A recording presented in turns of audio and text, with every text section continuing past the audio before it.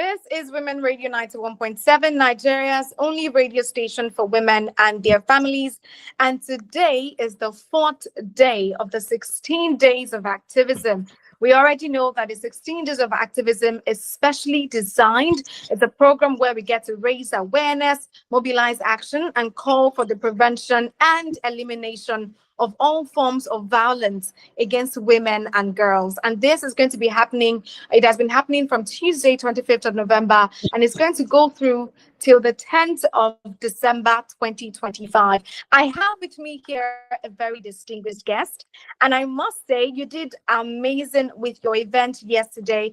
The event organized by Project Alert. I was there myself, and it was exceptional. It was really good to see men come together to learn how to protect women and girls, especially in the digital space, and put an end to gender-based violence in general. Well done, Ma. Thank you very much. Thank you very much. Awesome. I'm here with Mrs. Josephine Chukwuma from Project Alert, and I'm just going to go straight to the questions for today. My first question to you would be, as an organization, working to project and also to protect women and girls online, what specific programs or interventions do you provide to support survivors of digital violence? I know you're doing a lot of work right now. Amazing things that you're doing at Project Alert, but what are those things? Maybe people listening right now do not know what they are, so they can have an understanding of the great work Project Alert is doing. Thank you very much. Thank you. I'd like to start by saying that Project Alert has been in existence this is the 26th year. So even before the digital space came into existence, we've been in operation basically to do two things: promote and protect the rights of women, especially their rights to a life free of violence, be it in the home, be it in the public space, and all of that.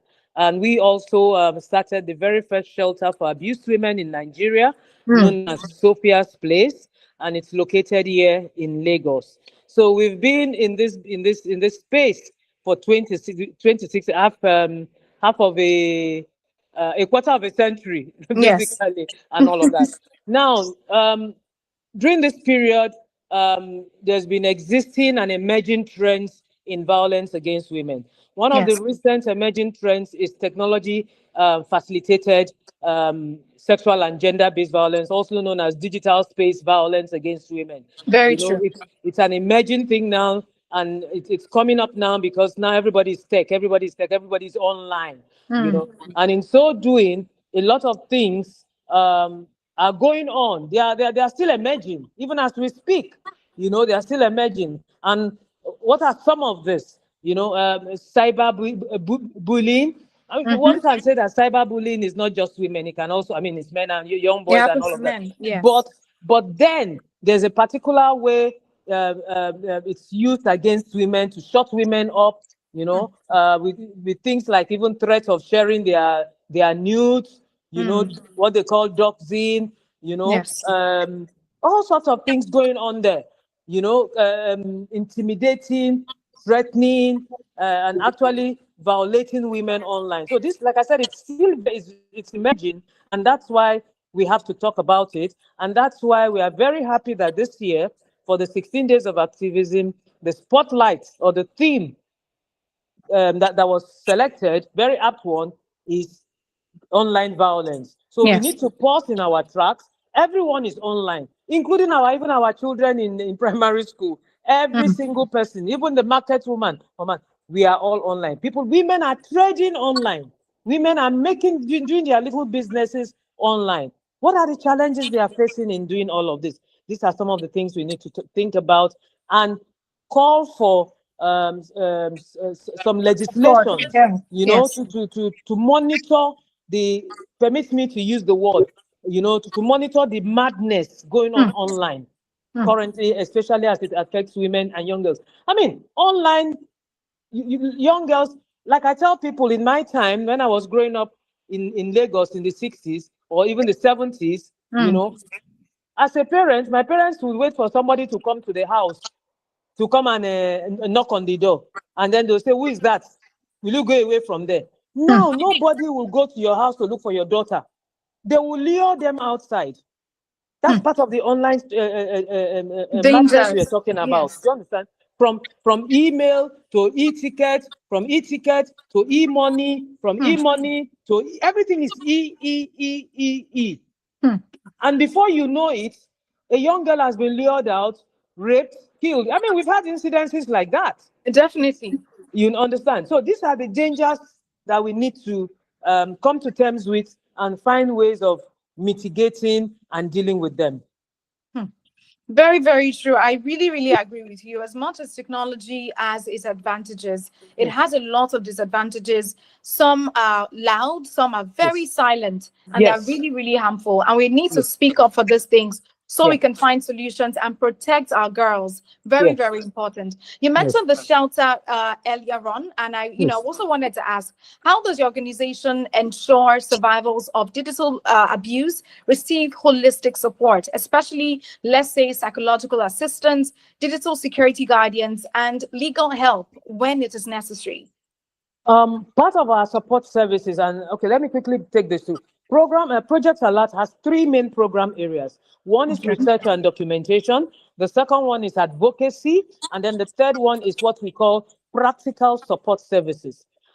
This is because, and again, it's informed by our history when we started. Now, yes, I will admit that right now, oh yes, we have a lot of organizations that have come up, younger ones, Yes. who are now focusing specifically on different forms of violence. But when we started, we were carrying we did a lot of heavy lifting.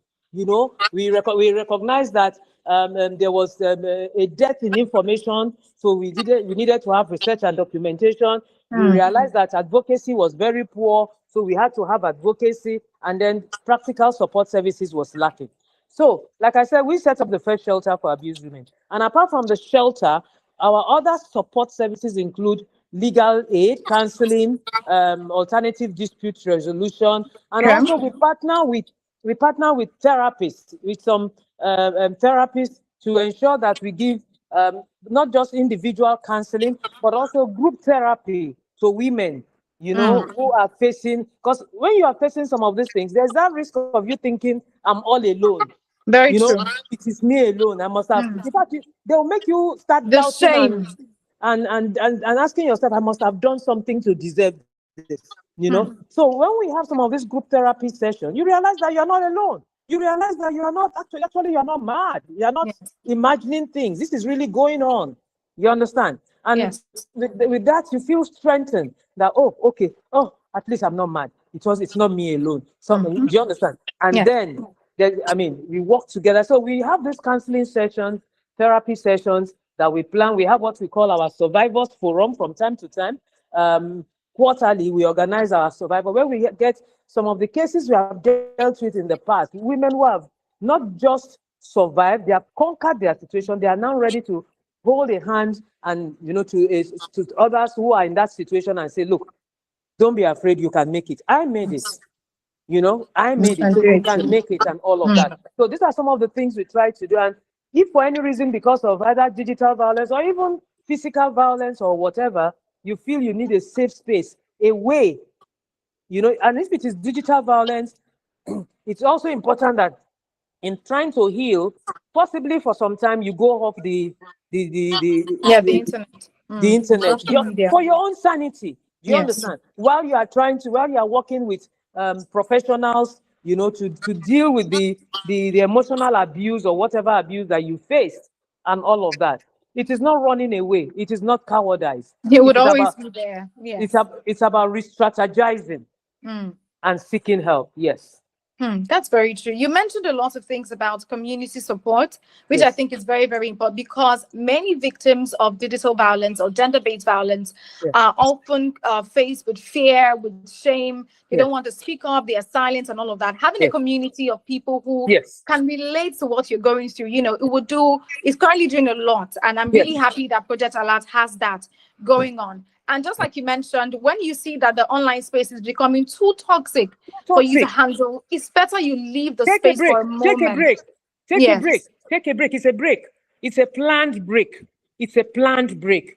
An intentional break for you to now take a step back, Re-strategize. re-strategize, take stock, work with professionals, And during this period, some of those people who are perpetrating the acts of violence, we could actually go after them. Of Do you course. understand? We could actually go after them, and that's why we are also calling for. I mean, Lagos State government. I must commend them. Recently, I think they've drafted a draft document or something about online protection in Lagos State or something like that, and they workshopped it and shared it with stakeholders, to make inputs and all of that. Very, very commendable. A step in the right direction. Yes. We just have to keep going and finding ways of getting to do things better. That's very true. Thank you so much for Thank that. you. And I can see the passion and the drive, to help women and girls survive better in our society. Thank you so much for the Thank you great so work much. that you do. Thank you. And thank you for being with us yesterday. Yes, you're welcome. Thank It you. was a Thank pleasure you. being there. It was an amazing event. Yes, yes. And our men, and also a quick one, honestly, I'll give kudos. I mean, as a women's rights activist and as a feminist, it would be so wrong for me to say all men are bad or all men are evil or what. No, there are a lot of men, honestly, there are a lot of men who don't understand what fellow men are doing. And they need some platform for them to be allies with us and all. And that's one of the things we did yesterday. You saw the community surveillance team, men there, men speaking out, men being the ones saying no, no, no. We need to encourage them also. That's true. And yesterday it was mentioned that charity begins from home. So in your community, in your local community, your family, start from there. families. Yes, start from there. Start from there. That's true. So what are some of the biggest challenges that you face when it comes to combating digital violence, especially regarding technology, reporting systems, or maybe community attitudes altogether? What challenges do you face? The greatest challenge we have, especially with digital violence now, like I said earlier, is the fact that it is still a new thing. It is still emerging. People are trying to. Like for instance, I belong to I'm in the Gen X generation. I'm in my 50s. It's like I wake up every day. I'm trying to come to to deal with all of these different trends and different trends, various and all of that. And while you're trying to do this, some people are already abusing it, and all of that. So what we need, we just have to keep going to find out more. And then because of the cyberspace and sometimes it's so difficult to track some of these abuse. I know people say there are digital footprints, but some of us don't. So you need to work with people who really know to try to fish out these people.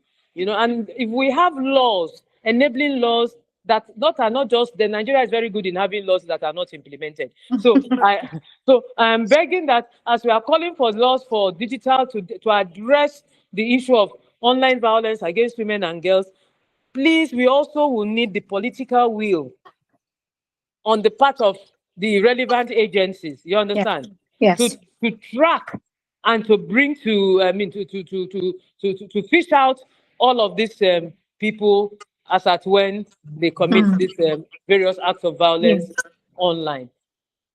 There should always be systems for implementing those laws. It's not just about having various laws. No. It's not. Yes. It's a necessary first step, but it's not the only thing. It's not the only thing. Yep. Thank you so much. For somebody listening right now and they want to get in contact with Project Alert, they want to get to, they need support, they need help. How can they reach out to you?